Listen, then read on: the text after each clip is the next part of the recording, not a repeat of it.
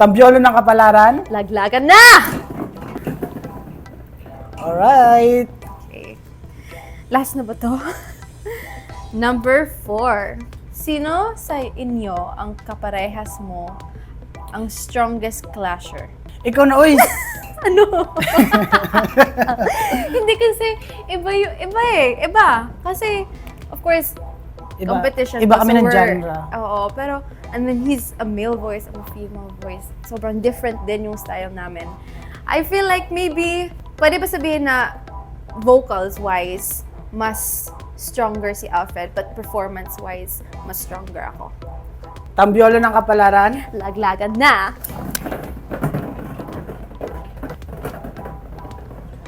Alright, last one. Number 10. Give 4 names ng mga clashers na deserve mong makasama sa top 5. Okay, syempre si Ate Molly, number 1. Ay. Isa sa talagang na para sa akin unique yung boses si Kuya Tao. Kasi mala Darrell Ong yung datingan ng yung timbre ng boses. Si Chloe. Si Chloe, syempre parang given na kasi talagang alimo din yung boses ng isa. And the last one po, para sa akin si Sandrex. Kasi talagang kapag kumakanta si Sandrex po, iba yung dating eh, parang napaka-sexy ng boses.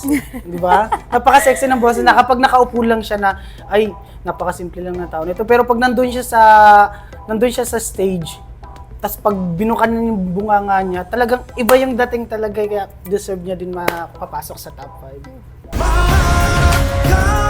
Sige lang.